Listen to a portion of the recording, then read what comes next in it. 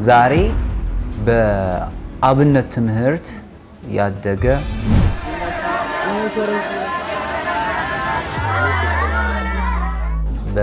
ለአብነት ትምህርት የተጓዘበትን ርቀት የአገልግሎቱን ህይወት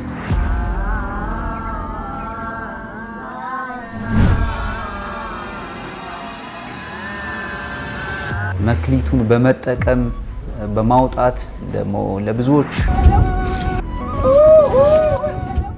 እንዲታይ በማድረግ ረገድ ትልቅ አስተማሪ ታሪክ ያለውን ወጣት ነው ይዘንላችሁ የቀረብነው። አምላኬ መጠለያዬ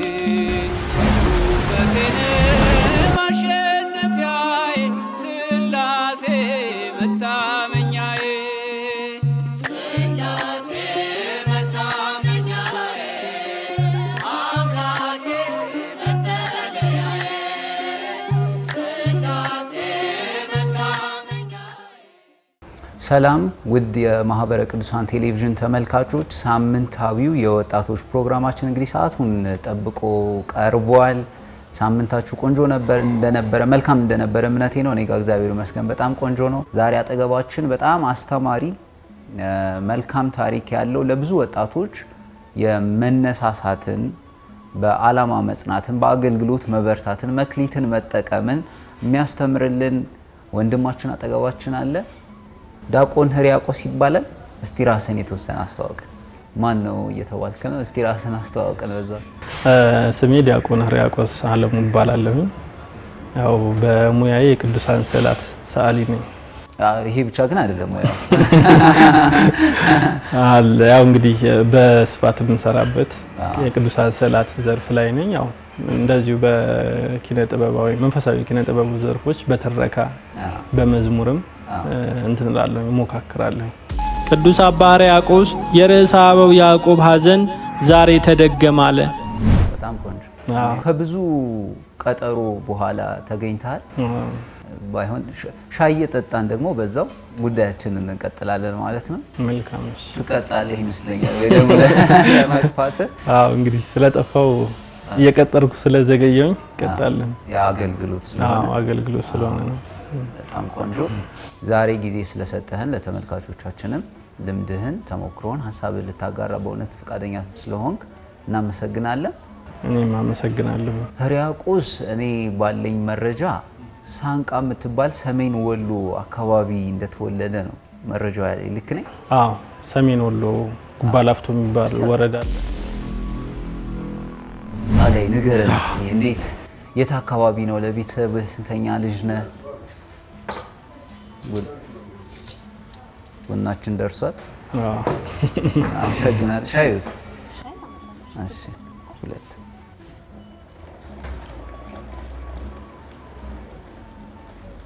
ሻያችን እስከሚመጣ እንጠብቅ ወይስ ማጓጓት ነው ያለው? ስለዚህ እስቲ ስለ አስተዳደግህ የልጅነት ጊዜ በተወሰነ እስቲ እናንሳ። ኦኬ የተወለድኩት ያው ቅድም እንዳልኩ ሰሜን ወሎ እዛ አካባቢ ነው። ሰሜን ወሎ ጉባ ላፍቶ ወረዳ ሳንቃ የሚባለው እዛ አካባቢ ነው የተወለድኩት። የመጨረሻ ልጅ ነኝ ለቤተሰብ። ስንት ልጆች ናቸው? እኔ አምስተኛ ልጅ ነኝ። ሁለት ወንድና ሁለት ሴት እህትና ወንድሞች አሉኝ።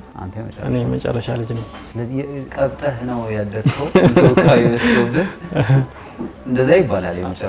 የመጨረሻ ልጅ ያው እንክብካቤ አለ።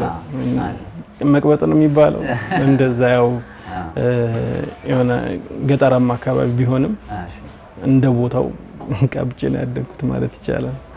በጣም አካባቢው ላይ ገጠር ላይ መወለድህ ምን ጠቀመ? ገጠር ላይ መወለድ ዛሬ ላለው ማንነትህ ማለት ነው። ገጠር ላይ መወለዴ ዛሬ ላለው ማንነት የጠቀመኝ ነገር ምንድነው? በብዙ ነገሮች ለመያዝ ቅርብ አልነበርኩም። ማለት ለቴክኖሎጂም እስከማድግ ድረስ ለቴክኖሎጂም ቅርብ አልነበርኩም ከቦታው አንፃር ማለት ነው። እና ያው በተለይ አሁን ብዙ ጊዜ ወጣቶችን የሚይዘው እሱ ነገር አይደለም። የተወሰነ ትምህርት ለመማር ጥቂት ብዙ ባይሆንም ጥቂት መጽሐፍቶችን ለማንበብ ጊዜ አግኝቼበታለሁ ገጠር ላይ መሆኔ የጽሞና አይምሮ የሆነ ነገሮችን ማሰብ ማሰላሰል የምትችልበት ብዙ ሁኔታዎች አሉ። ገጠር ላይ ስትሆን ከብቶች ስትጠብቅ እና አንዳንድ ስራዎች ስትሰራ ብዙ ነገር ለማሰብ ይረዳል።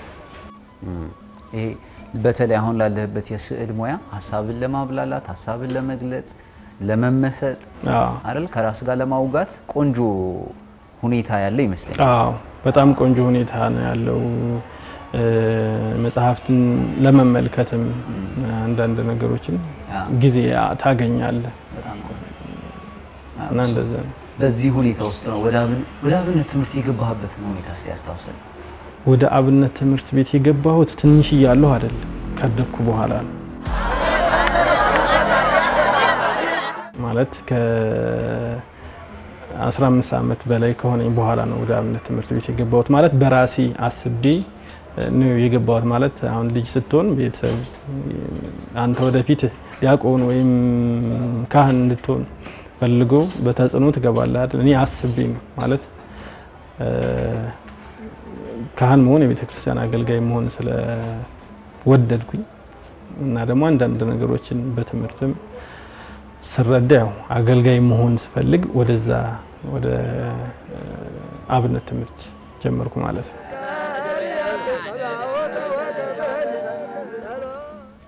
የጀመርክበት በራስ ፍቃድ እንዳሆነ ሆኖ የነበረ ቻሌንጅ ደግሞ ይኖራል ከርቀት አንፃር እስቲ እነዚህ እናንሳቸው። እንዴት በራሴ ፍቃድ ነው የጀመርኩት። ቻሌንጆች አሉት። እኔ አሁን ትምህርት ስማር ተማሪዎች አሁን አካባቢያቸውን ለቀው ጠቅልለው ጉባኤ ቤት ተቀምጠው ነው የሚማሩት አይደለ? እኔ ስጀምር አካባቢ ረጅም ጊዜ የተማርኩት ከቤቴ ወደ ትምህርት ቤት የተመላለስኩ ነው። ረጅም አቀበት ቁልቁለት ያለው ቦታ ነውና ያው የልጅ እግር ስለሆነ ብዙም አይደክመኝም። የልጅ እግር ስለሆነ አይደክመኝም። ግን በጣም ረጅም መንገድ ተጉዤ ነው ስማር የነበረው ማለት ነው። በየቀኑ ማለት ነው? አዎ በየቀኑ ጧት መለሳለሁ ወደ ቤት፣ ማታ ደግሞ አዳሬ ልማር እሄዳለሁ። ረጅም አቀበት ወጥቼ የሚሄድበት ጊዜ አለ። እንደገና ያው አውሬዎች ምናምን ያሉበትም ሁኔታ አለ። ያው የከፋ አጋጣሚ የለውም እንጂ በእንደዚህ አይነት ሁኔታ ነው የአብነት ትምህርት የጀመርኩት። ፈልገህ እንደጀመርክ ከዛ ደግሞ ለፈለከው ነገር ይህን ያህል ዋጋ መክፈሉ ደግሞ ዛሬ ላይ ለብዙ ወጣቶች የሚያስተምር ጉዳይ አለው። ለምትፈልገው ነገር ምን ያህል መሄድ እንዳለብህ እነዛ ምልልሶችን ዛሬ በወጣትነት ስታስባቸው እንኳን ሄድኩኝ እንኳን ያን ሁሉ አለፈውበት የምትለውን ርዕሰ ጉዳይ ወይም ትምህርት ሰጥቶኛል ብለህ ታስባለህ? መመላለስ አዎ እንኳን ሄድኩ ብቻ ሳይሆን ቀድሜ በሄድኩ ሁላ አላለሁ። ገና በልጅነት ይውላ ገና ህፃን እያለሁ ራሱ በገባው መልበት ሁኔታ ነው ያለው እና በጣም ብዙ ካደኩ በኋላ ነው ብዬ ሄለም እና ከዛ ቀድሞ አለመግባት ይውላ ይቆጨኛል በጣም።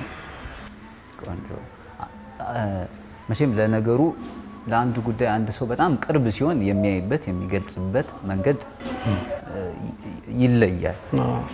ላንተ የአብነት ትምህርት ቤት ሲባል የአብነት ተማሪዎችን ስታይ ህይወታቸውን ስትቃኘው እንዴት ነው የምትገልጻቸው? ይሄ በጣም ሰፊ ጉዳይ ነው። እስቲ ትንሽ የተወሰነ ሐሳብህን እናንሳ።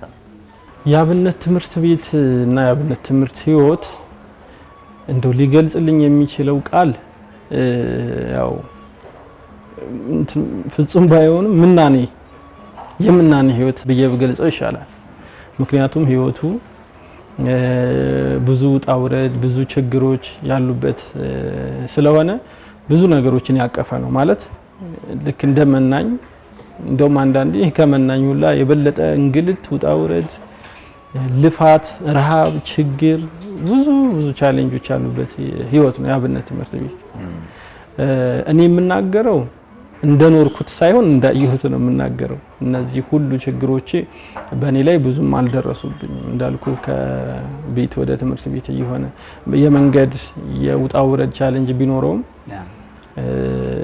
እንደሌላው የአብነት ትምህርት ቤት እንዳየሁት ግን በጣም ብዙ ልፋት ያለው የምናኔ ህይወት እንደመናኝ ብዙ ጸዋቶ መከራ የሚቀበሉበት ቻሌንጆች የሚያልፉበት ህይወት ነው ብዬ ነው የምገልጸው። አሁን በዚህ መልኩ በዚህ ሁላ ፈተና ውስጥ ነው እድገቱ የመጣው። የአብነት ትምህርቱ የመሪነትን ስሜትን የመግዛት በብዙ ነገር ዛሬ ላይ ስናየው የሚረዳን ጉዳይ አለ። የአብነት ትምህርት የተማረና ያልተማረ ብዙ ልዩነት አለው በህይወቱ ላይ። አንተ ወደ ስነ ጥበቡ ወደ አርቱ አለ መንፈሳዊው እንደዚህ ዝንባሌ እንድታዘነብል ረድተዋል ብዬ ላስብ። አዎ ያው ወደ አብነት ትምህርት ቤት ስቀርብ ወደ ቤተ ክርስቲያንም እየቀረብኩ መጣሁ። ወደ ቤተ ክርስቲያን ስቀርብ ያው ቀድሞ የነበረ ቢሆንም ይሄ አርቱን መውደዱ እና ትንሽ ነገር የመሞካከሩ ነገር ቢኖርም ወደ አብነት ትምህርት ቤት ስቀርብ ወደ ቤተ ክርስቲያን ስቀርብ ከዛ ደግሞ ቤተ ክርስቲያን ያሉ ስዕላትን ቅዱሳን ስዕላትን ንዋያተ ቅድሳትን እነዚህ ነገሮች ሳይ በጣም ትኩረቴን ይስቡት ነበር።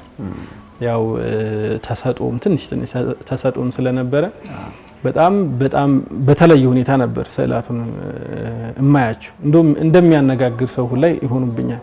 እንደዛ ነበር። አንዱ እዚህ ጋር ማንሳት አንዱ ከተሰጡ መክሊት ከምንላቸው ጉዳዮች ውስጥ አንዱ ግጥም መሆኑን አየው። ከዛ በተጨማሪ የዝማሬ አገልግሎትም ደግሞ በዝማሬም የተወሰነ እንደምትል እኔን የሚረዳኝ ታስበኝ ዘንድ እኔ ምንድነው የሚል አለ ሰርቼ ነበር ከ5 ዓመት በፊት ነው የሰራሁት። እና ያው ለመዝሙር እንዳልኩ ያው ለኪነ ጥበብ በጣም ትልቅ ፍቅር አለ። እሺ ያው ኪነ ጥበብ ውስጥ የሚታቀፉ አይደሉም እነዚህ መዝሙር፣ ስነ ቅርጽም ሊሆን ይችላል፣ ስነ ስዕልም ሊሆን ይችላል፣ ትረካም ሊሆን ይችላል። እነዚህ በጣም ልዩ ፍላጎት በጣም ወዳለሁ። ግን በነገራችን ላይ አሁን መዝሙር ሲነሳ እኮ መዝሙር የሚነገር አይደል የሚዘመር ነው። ስለዚህ እስቲዋ ኦኬ ከ6 ዓመት 7 ዓመት 6 ዓመት 5 ዓመት መሰለኝ ያኔ የመጀመሪያ ስራዬ ነው። የሚገርም ነገር ከስዕል የመጀመሪያ ስራዬን አልወደውም። ብዙ ተመልሼ ባስተካክለው እላለሁ። ማለት አልወደውም ማለት ምን መሰለህ አእምሮህ ላይ የምትስለውና ብዕር ይዘህ ወይም ቀለም ይዘህ የምትሰራው አይመጣልህ። እጅህ አያውቀውም፣ አእምሮህ ግን ያውቀዋል ስዕሉ እንዴት መስራት እንዳለብህ። እና አእምሮህና እጅህ ሳይዋደድ ስትሰራው ደስ አይልህም የምትፈልገውን ያህል ስለማይመጣልህ። መዝሙር ግን እንደሱ አይደለም።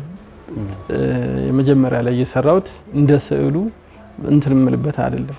እንደ መጀመሪያ ደስ የሚያሰኝ ነበር ለኔ ደስ አሰኝቶኝ ነበር። እንደውም ሰው ከመስማቱ በፊት ረጅም ጊዜ ራሴን ሳዳምጠኝ ነበር። ለኔ ነው ብዙ የጠቀመኝ።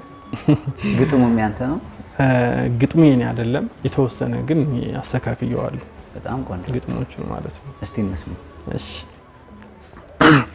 ታስበኝ ዘንድ እኔ ምንድነኝ የበደልኩ ኃጥእ ልጅ ነኝ እኔ ማነኝ የምትረዳኝ እኔ ማነኝ የምትጎበኘኝ ታስበኝ ዘንድ እኔ ምንድነኝ የበደልኩ ኃጥእ ልጅ ነኝ እኔ ማነኝ የምትረዳኝ እኔ ማነኝ የምትጎበኘኝ እያለ ይቀጥላል። እንጋብዛቸዋለን እንግዲህ ለተመልካቾቻችን እንጋብዛቸዋለን። ካልዘመርኩ እንደውም እንትን አይልም ማልዘምርበት ሰዓት አይኖር። በተለይ የተወሰነ ጊዜ ከብት እየጠበቅኩ ዱር የምቆይበት ሰዓት ነበር። በዛ ሰዓት መጽሐፍ ቅዱስ አነብ ነበረ፣ መዝሙር ዘምር ነበር በደንብ እየጮኩኝ ምናምን እና በደንብ በጣም ከህይወቴ ጋር የተሰናሰለ ነበር መዝሙር። እንደውም እዚህ ከተማ እንደልብህ ለመጮህ ብዙ ማይመች ቤተ ክርስቲያን ሄደ ወይ ሰንበት ትምህርት ቤት ምናምን ካልሆነ እዛ ግን በፈለኩት ቦታ በቤትም በውጭም ባለውበት ቦታ ዘምር ነበርና ያለከልከል በጣም ነው የምወደው መዝሙር በጣም። እንግዲህ ሕርያቆስ ከጊዜ ወደ ጊዜ ራሳቸው የተሰጡ ስጦታዎች መክሊት የምንላቸው ነገሮች በራስ ጥረትም ይሁን በምን መልኩ እንዳዳበርክ የምናነሳቸው ነው የሚሆነው። ከጊዜ ወደ ጊዜ ግን እያደጉ አሁን በእረኝነት ሂደት ውስጥ ዝማሬህን ወደ ማፋፋት ደግሞ በቤተክርስቲያን ስትቀርብ ስዕል ላይ ቀልብህ ሲሳብ የምታየው ጉዳይ ነው የሚሆነው። የብዙ ወጣቶች ጥያቄ ነው ይሄ። የተሰጠኝ ምንድነው? እንዴት ነው ማወቅ የምችለው? መክሊቴ ምንድነው የሚል ነገር አለ። አንተ እንዴት አገኘ? እንዴት ተረዳው? እንዴት ልታሳድገው ቻልክ? እኔ ያገኘሁት ያው እንደ ልጅ እንደ ህፃን እሞክራለሁ። ለምሳሌ ህፃን ስንሆን ጭቃና ቦካ የለ አፈር ምናምን ይሄ ትምህርት ቤትም ስሩ የምንባላቸው ነገሮች አሉ አይደል? እነሱ ነገሮች እንደዛ ሳደርግ ከሌላው የተለየ ነገር ከሌሎቹ ሰዎች የተለየ ነገር ሲመጣ ያው ሰዎችም ደግሞ ሲያደናንቁ ሲደነቁበት ምናምን ከዛ መቀጠል ጀመርኩኝ ማለት ነው። እየቀጠልኩ ያው እድገት ነው። ከትንሹ ጀምሮ ያው እያደገ የሚሄድ ነው የማንኛውም አርት ማለት ነው እንጂ ከትልቁ አይደለም የሚጀምረው እና እያደገ መጣ። ስነ ስዕሉም ያው ሰዎች ሲያበረታቱኝ ምናምን አረ በጣም ጎበዝ ነህ እንደዚህ እኮ ያበላን እኮ ምናምን ሲሉኝ ያው እኔ ከመብል ከደሞዝ ጋር ባላያይዘውም እንደሱ ሲሆን ብዙም ደስ አይለኝም። እርካታ ነው የሚሰጠኝ። ያው በዋጋ የማይተመን እርካታ ይሰጠኛል። በጣም ደስተኛ ስዕሉም ለእንደዚህ አይሆንም።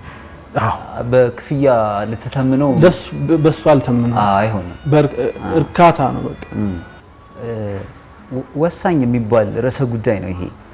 ለምሳሌ ገጠር ውስጥ ሆነ የአብነት ትምህርት እየተማርክ ስዕል ልሳል ስትል እጅህ ላይ ያንን ለመሳል እንደ ልብህ ለማድረግ የሚበቃ ጥሬ ዕቃ አይኖርም፣ ማቴሪያል አይኖርም። ላለመሳል በቂ ምክንያት አለ ለመተው። አሁን ብዙ ሰው እንትን እኮ የለኝም ብሎ መክሊቱን ከማውጣት ወደ ኋላ የሚልበትን አጋጣሚ ነው። እነዚህ ነገሮችን እንዴት አለፍካቸው? ባለህ ነገር መሞከር ነው ከኔ የተማርኩት። ለምሳሌ ብዙ ጊዜ የምንሰራው በቾክ አለ አይደል? ጠመኔ ነው የሚባለው ትምህርት ቤት የምንማርበት በሱ ነበር። እንዴ ከሱ በፊትም ደግሞ በከሰል እሞክር ነበር እና ከዛ ባገኘሁት አጋጣሚ እስላለሁ እሞክራለሁ። ቅርብ ጊዜ ነው ከቅርብ አመታት ወዲህ ነው በቀለም እንትን ያልኩት ማለት ከዛ በፊት ረጅም ጊዜ በእኔ ባልኩ ነገሮች ነው የምሞካከረው። ቀለም ምናምን ግብአት ምናምን የለም። ቀለም ቡርሽ ምናምን የማገኝበት እንትን አልነበረም። አሁን እነሱ ቢኖሩ ያው የተሻለ እንትን ይሩሃን ቶሎ የምትፈልገው የስዕል እውቀት ክህሎት ላይ ለመድረስ ያግዝሃል። ግን አንዳንድ ቻሌንጆችን ማለፍ በሌለ ነገር ጥረህ ሞክረህ የምታደርገው ነገር ያን ስታገኝ በጣም በተሻለ መልኩ ትሰራዋለህ። ፍቅሩንም ይጨምራል። አዎ በጣም ትክክል ነው። እንግዲህ ተመልካቾቻችን ከዲያቆን ሕርያቆስ ጋር ቆንጆ ቆይታ እንደወደዳችሁ ተስፋ አደርጋለሁ። ላንተ ተመችቷል? እኔ በጣም ብዙ ነገር ለራሴም እየወሰድኩበት ነው። ምርትና አገልግሎታችሁን ተወዳጅ በሆነው የማህበረ ቅዱሳን ቴሌቪዥን ጣቢያ ዓለም አቀፍ ተቀባይነት ታማኝነት ባለው የቴሌቪዥን ጣቢያ ማስተዋወቅ ለተገልጋዮቻችሁ ማድረስ ከፈለጋችሁ በራችን ክፍት ነው። ከስር ያሉትን ስልክ ቁጥሮችን መጠቀም ይቻላል። ከዛ በተጨማሪ ታሪኬ የራሳችሁም የሌሎችም ደግሞ የምታውቋቸው ሰዎች ታሪክ ለወጣቶች ቢቀርብ አስተማሪ ነው የምትሉትን ደግሞ በዛው መጠቆም ይቻላል። አሁንም በዛው ስልክ ላይ ካፍታ ቆይታ በኋላ ተመልሰን እንገናኝ።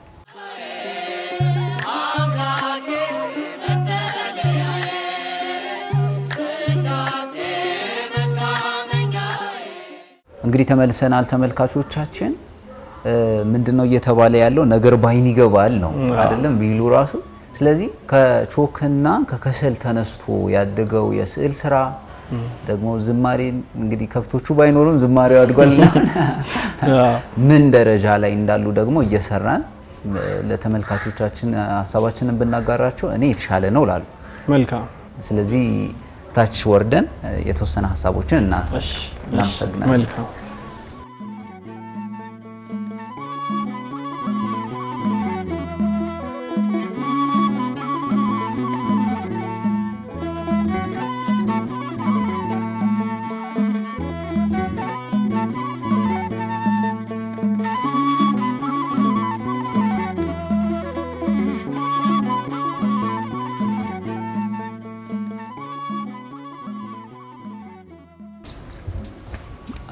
አንተ ስለሆነ የምታስተዋውቀን አንተ ጋር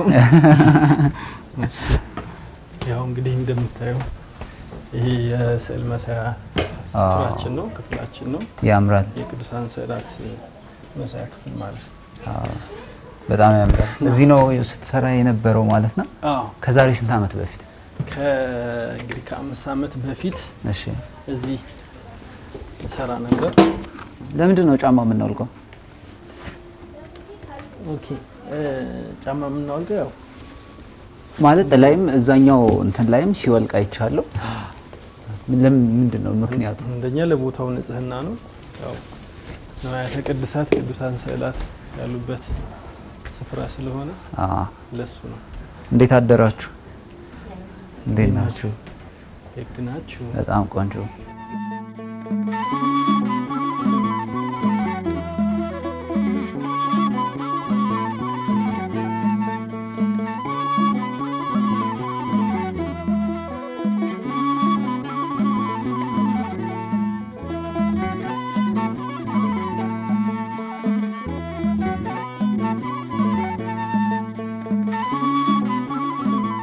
ያው እንግዲህ በከሰል ድንጋይ ላይ በከሰል በቾክ ደግሞ ብላክ ቦርድ ላይ ምናምን የተጀመረው የስዕል እንቅስቃሴ ሙከራ ምናምን አሁን ላይ ያው እንደምታዩ በእንተኑ አርቱ በሚፈልገው ኪነ ጥበቡ በሚፈልገው ማቴሪያል መስራት ተችሏል ያው እዚህ ጋር ደርሷን ማለት ነው ያኔ ቀለማት ማግኘት እንዲሁም ደግሞ መሳያ ማቴሪያሎች ማግኘት በጣም የሚቻል አልነበረም በፈልግ እንኳን ማገኘው ይሄ የቆርቆሮ ቀለም ለስዕልም የማይመቹ ማለት ነው እነሱ ነበሩ ያው ዛሬ እንግዲህ ከብዙ ሂደት በኋላ ከብዙ ጥረት ጊዜ በኋላ በቀለም መሳል እንዲሁም ደግሞ አመች በሆነ ማቴሪያል መሳል እኔ አሳውሳለሁ ቀለም እንኳን ስጀምር ቡርሽ አጥቼ በእንትን የሆነ እንጨቱ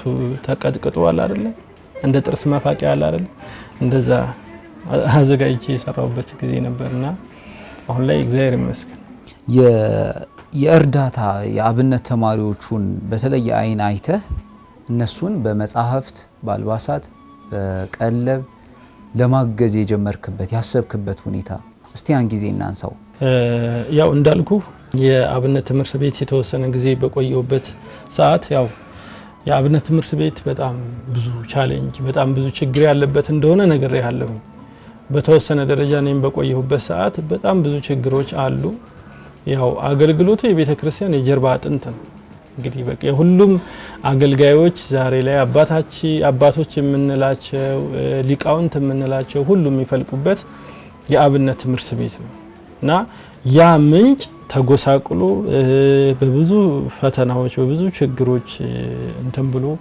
ስታይ እንቅልፍ ላየው ሰው እንቅልፍ አይወስደውም ወይም ረስቶት የሚኖር አይደለም ማለት ህሊና ላለው ሰው ያ ምንጭ በብዙ ጉስቁልና በብዙ ችግር በእርግጥ ብዙዎቹ ችግሩን ለከፍታ ተጠቅመውበታል ቢሆንም ግን ብዙ ሰዎች በችግሩ ምክንያት ከዛ አገልግሎት ከዛ ህይወት የሚወጡበት ምክንያት አለ ያው ሰው እንደመሆናቸው መጠን ሰው የሚያስፈልገው ነገር ስላለ ማለት ነውና ያን በማየቴ ያው እንደ ወንድሞቼ ስለወሰድኳቸው እንደ ወንድሞቼ ነው የማያቸው ማለት በጣም ብዙ ቅርርብ አለን ልጆች እንደመሆናችን መጠን በጣም ብዙ እንትን አለንና ራሴን ከነዛ አንዳንዱ ነው የማየው ስለዚህ ከዛ ሰወጣ ደግሞ ያው የተወሰኑ ችግሮች እንዳሉ አይቻለሁ በአቅሜ የተወሰነ ማገዝ ጀመርኩኝ ከሌሎች ሰዎች ማገዝ ከሚችሉ እንደዚህ ቀናነቱ ካላቸው ሰዎች እየተነጋገርኩኝ የተወሰነ ድጋፍ ማድረግ ጀመርኩኝ ያን ያዩ ደግሞ የተወሰኑ ሰዎች ለማገዝ ይነሳሳሉ ያው በፎቶ በቪዲዮም ያስደገፍኩኝ ለሚያግዙ ሰዎች ስለምንሰጣቸው የሚያግዙ ሰዎች ደግሞ የሚደግፉ ሰዎች ቦታው ላይ ደርሱ ስለሚያዩ በጣም ደስታ ይሰጣቸዋል በቀጣይም ደግሞ እንትን ለማለት ይሞክራሉ ለማገዝ ይሞክራሉ እና እንግዲህ ያው በሂደት እግዚአብሔር ፈቅዶ ልክ እንደ አርቱ ያደገ መጥቶ ዛሬ ላይ የተወሰኑ የአብነት ትምህርት ቤቶች ጋር የመድረስ ያው ካለው ከችግሩ አንፃር ከሆነ በጣም ገና ዳዴ ማለት ነው ዳዴ ማለት ደረጃ ላይ ነው ያለው ከችግሩ አንፃር ማለት ነው ገና አልተነካም ብዙ ቦታዎች ላይ መድረስ ብዙ ነገሮችን ማድረግ ያስፈልጋል እና በዚህ ሁኔታ ላይ ነው ወደዚህ የደረስኩትና እንደውም አንዳንዴ ስዕል በመማርበት ሰዓት ወይም በመሰራበት ሰዓት የተወሰነ ጊዜን ወስዶብኝ ነበርና ወደ እነሱ መድረስ አልቻልኩም ነበር እና ትምህርቴን የስነ ጥበብ ትምህርቴን ጨርሼ እስከምጨርስ ሁላ ጓጓ ነበር እንደ ልቤ ሄጄ እንደዚህ አድርጌ የሚለው ነገር ትልቅ ህልም ሆኖኝ ነበር እና እንደዛ እያለ ነው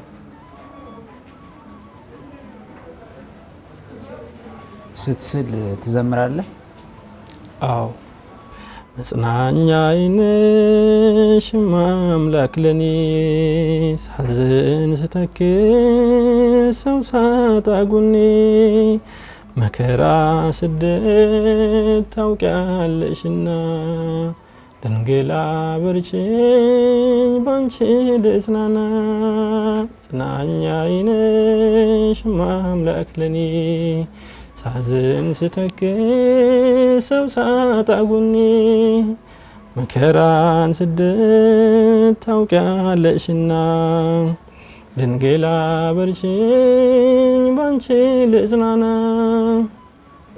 ለአብነት ትምህርት ቤት ተማሪዎች ወንድሞች ያው የተወሰነ በጣም በትንሹ ድጋፍ ማስተባበር እንደዚህ ቦታው ላይ ማድረስ የጀመርኩት ከ7 አመት በፊት ነው አሁን እንደውም ከያኔ የዋትስአፕ ፌስቡክ በጣም በትንሹ ነበር የምጠቀመው እንደዛሬ አሁን በስፋት የምጠቀመው ቲክቶክ ነው ፌስቡክ የምጠቀማለሁ ያኔ አልነበረም ቲክቶክ እንትን አላለም ነበር አልተፈጠረም ነበር ነው የሚባለው እና ያው ያለውን ነገር በዛም ማገኛቸውን ሰዎች የቤተክርስቲያን ልጆች ያው እኔም በአግባቡ ቦታው ላይ ሳደርስ ደስ ይላቸዋል ያለውንም ነገር ደግሞ ሁኔታውን በቪዲዮ ምናምን በፎቶግራፎች ሳሳያቸው የመደገፍ መነሳሳቱ ነበራቸው እና በጣም በትንሹ ጀመርን የተወሰኑ ደግሞ አልፎ በማገኝ ሰዓት ሰዎች እንደዚህ የሚደግፉ ሰዎች በማገኝ ሰዓት ማድረስ ጀመርኩኝ ከዛ ከትንሽ ጊዜ በኋላ ደግሞ ኮሮና መጥቶ ነበር በዛ ሰዓትም ደግሞ ለአብነት ትምህርት ቤት ትልቅ ቻሌንጅ ነበር ወደ ሰፈር የማይኬድበት ሰዓት ነበር እንግዲህ በዛ ሰዓት ለምኖ ለማግኘት አስቸጋሪ ነበር ለኔ ሁላ በዛ ሰዓት ያው የተወሰነ ለማገዝ ሞክር ለመንቀሳቀስ የማይቻልበት ሰዓት ነበር እኔ መሄድ የማልችልበት ሰዓት ነበር ትራንስፖርት ደግሞ አንድ ሰው የ2-3 ሰው እየከፈለ ምናምን የሚሄድበት ሰዓት ነበርና በዛ ሰዓት ያው የሀገረ ስብከቱ ወደ ሰሜን ወሎ ሀገረ ስብከት አካባቢ እዛ አካባቢ ፈቃድ ሰጥተው ነው እንደውም የተወሰነ የተንቀሳቀስኩት በሰዓቱ መንቀሳቀስ ስለማይቻል ማለት ነው እና በዛ ሰዓት ቻሌንጆች ነበሩ እንደ ልብ ለመሄድ ለመመለስ አይቻልም ነበር ጠንከር ያለ ነው ይሄ አገልግሎት ጠንከር ያለ የመጣው ከዛ በኋላ ያው ከዛ በፊት የተጀመረ ቢሆን ከዛ በኋላ ጠንከር ያለ መጣ ማለት ነው ከዛ ከቀድም ካልኩ የኮሮና ከነበረበት ሰዓት ቀጥሎ የመጣው ደግሞ ጦርነት ነበር አይደል ቀጣዩ ቻሌንጅ እስካሁን ድረስ ያለው ማለት ነው ያው መልኩ የተቀያየረ እስካሁን ድረስ ያለው ጦርነት እሱም አንድ ቻሌንጅ ነበር አንዳንድ ቦታዎች ላይ መሄድ አትችልም ከሄድክ በኋላም ደግሞ መመለስ ማስችልበት አለ መንገድ ተዘግቶ ምናምን እንደዚህ አይነት ችግሮች አሉ ያው እንዳየው ያው ከአብነት ትምህርት ቤቶች ጋር ስናበስል ምናምን እሱ የራሱ የአብነት ትምህርት ቤት እንትን ነው በቃ ያለፍንበት ማለት እኛም ያው የቆሎ ተማሪ ሲያገኝ ውሃ ፍልተው ውሃ ያፈላሉ ንጹህ ማለት ምን የሚለው ውሃ ያፈላሉ እዛው ላይ ጨው ይጨምራሉ ከዛ ኮቸሮ ጨምሮ ነው የሚባሉት ሽንኩርት ዘይት ቲማቲም በጣም የቅንጦት ምግብ ነው መሰለኝ ለዛ እነዚህ ነገሮች የሉ በቃ በውሃ ረሰህ እንትን እንዳይል ጨው ጨምረህ መብላት ግን በጣም ይጥመን ነበር ይመቸን ነበር ከነሱ ጋር በፍቅር ስለሆነ የምንመገበው መስራቱ ሁላ መተጋገዙ እቃም ስለማይገኝ አንድ ተማሪ ሲሰራ ለራሱ ብቻ አይደለም የሚሰራው ለራሱ ሳይሆን ለ4 ለ5 ተማሪዎች መመገቢያ ዕቃ የለም በጣም ብዙ ችግሮች አሉ ግን ያው በዛ ውስጥ ለገባው ሰው ለተረዳው ሰው ያው ጊዜው እንደሚያልፍ ታውቀዋል ግን ያው ያጣጣምኩ የምትኖረው ፍቅሩም መተሳሰቡም ስላለ ችግር ቢሆንም ያጣጣምከው ከመንፈሳዊ ህይወቱ ጋር የምታሳልፈው ሁኔታ ነው ያለው በተለይ አሁን እኔ ረጅም ጊዜ ወደሚሄድባቸው አካባቢዎች ያው በሰፊው ትኩረትም ለማድረግ የፈለኩት ያው በእንዲህ አይነት ባሉት ተጽዕኖዎች ተማሪዎች ትምህርታቸውን ወደ ማቋረጥ እንዳይሄዱ እንትን ለማለት ነው ያቅሜን ስሞክር የነበረው ብዙ ቻሌንጆች አሉ ከኛ አቅም በላይ በእኛ አቅም ሊስተካከሉ የማይችሉ ብዙ ችግሮች ነበሩ ከጸጥታ ከምን አንፃር ማለት ነው አሁን በሰፊው መንቀሳቀሰው በቲክቶክ ፕላትፎርም እና እንዲሁም ደግሞ በፌስቡክ ነው ፌስቡክ ላይ ዲያቆን ህርያቆስ አለሙ የሚል የፌስቡክ ገጽ አለ ቲክቶክ ላይ ደግሞ ዲያቆን ህርያቆስ አለሙ ሰዓሊ የሚል የቲክቶክ ገጽ አለና በዛ ነው ብዙ ጊዜ መንቀሳቀሰው በዩቲዩብ ሞክሬ ነበር ትንሽ ማቴሪያል የሚያስፈልጋን እኔ ልሰራ ያሰብኩት ትንሽ በሻል ባለ ደረጃ ነው ተረካዎች የመንፈሳዊ ገዳማት ቅዱሳን የነሱን ተረካዎች ለመስራት ሞከርኩና ከ5 አመት በፊት ማለት ነው ግን ያው እኔ የምፈልገው በተሻለ ድምጽ ጥራት እና በተሻለ ምስል ጥራት ነበር እሱ ማድረግ ስላልቻልኩኝ አቆምኩት ከዛ በኋላ ደግሞ እነዚህ አገልግሎቶች ሲደራረቡ ረዘም አለ ጊዜው ወደዛ ለመመለስ እና ያው በሰፊው አሁን ቲክቶክ እና ፌስቡክ ነው የምንጠቀመው እንግዲህ የአብነት ትምህርት ቤትን ልብ እንድንል ብዙዎች አሁን እዚህ ላይ ጥሪህን እስቲ ያስተላልፍ መርዳት እንዳለብን ማስተዋወስ እንዳለብን ለተመልካቾቹ መልእክትን አድርስ እንደው ወቀሳ ካልሆነብኝ ቢሆንም ችግር የለውም የአብነት ትምህርት ቤት ለአብነት ትምህርት ቤት እዳ አለብን ብዬ ነው ማስብ እዳ አለብን ማንኛውም ምእመንም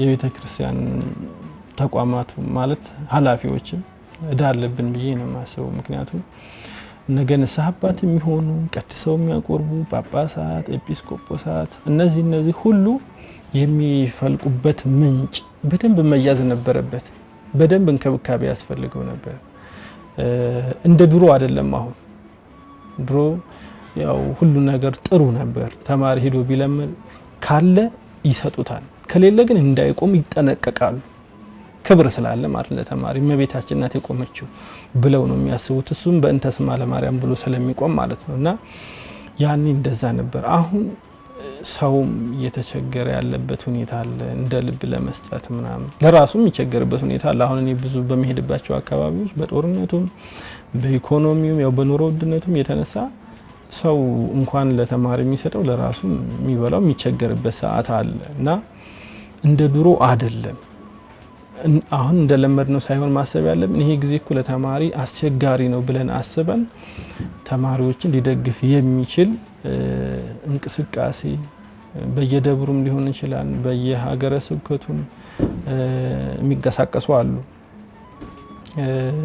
እንደ ወረዳም ቤተ ክህነትም ሆነው እንደገና ደግሞ ምእመናን እንደ ማህበርም እንደ ሰንበት ትምህርት ቤትም እነዚህ ኃላፊነታቸውን ቢወጡ ቢሰሩ እንደው ቅድም እንዳልኩት አድገው ትልቅ ሆነው የኔታ ሆነው ሊቀሊቃውንት ሆነው ሲመጡ ሳይሆን ገና ከችግራቸው ገና ከትንሽነታቸው ብናያቸው ምክንያቱም ከዛ መካከል በችግር ምክንያት ትምህርቱን አቋርጦ ወደ ሌላ ስራ የሚገባ ሊቅ ይኖራል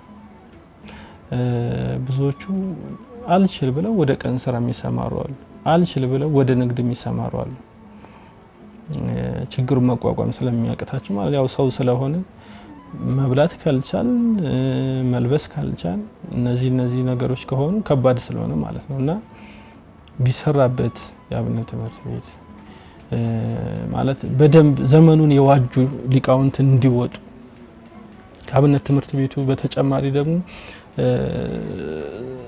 ስለሚስጥራተ ቤተክርስቲያን ተምረው ስለ ነገረ ድህነት ተምረው እነዚህን ኮርሶችም በተወሰነ ደረጃ አውቀው ለነገ ለንስሐ አባትነት በቅተው የሚበቁበት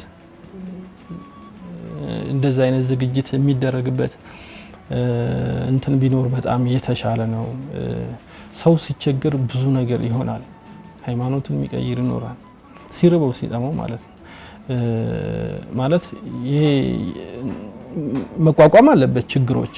ግን ቢያንስ ሰው እንዳይወድቅ እንዳይሰናከል በተቻለ መጠን ቀዳዳዎቹን መድፈን ይኖርብናል እና ተማሪዎች ሲቸገሩ ወዳልሆነ ወደ ጥፋትም ትምህርትን ወደ ማቋረጥ እንዳይሄዱ ማሰብ አለብን፣ ማገዝ አለብን ብዬ ነው የማስበው።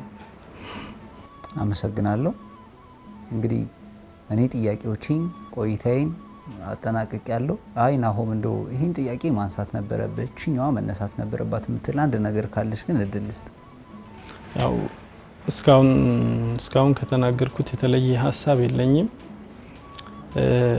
እኔ አብነት ትምህርት ቤት ላይ በደንብ መስራት እንዳለብን በደንብ መንቀሳቀስ እንዳለብን የሚገልጽልኝ ሌላ ልሳን ወይም የሆነ ሰው እኔን እንደሚሰማኝ አይነት ስሜት ሌላ ሰው እንዲሰማው የማደርግበት ቃል ያጥረኛል አንዳንዴ እና በተቻለ መጠን ሰው ናቸው ከሰው ደግሞ ሰውን ሰው የሚያደርጉ ክርስቶስ ሰዎችን ሰው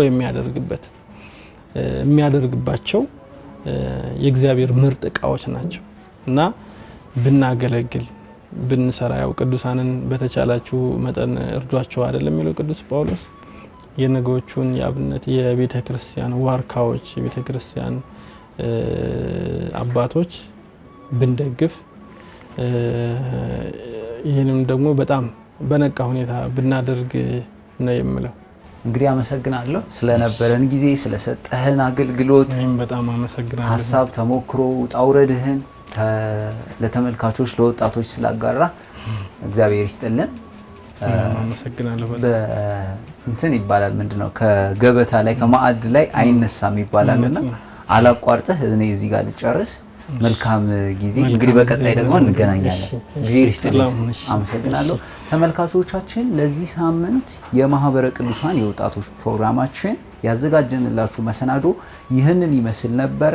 ምርትና አገልግሎታችሁን ማስተዋወቅ ከማህበረ ቅዱሳን ጋር አብረን መስራት እንፈልጋለን ለምትሉ ሰዎች ከስር ያለውን ስልክ መጠቀም ትችላላችሁ። መልካም ጊዜ።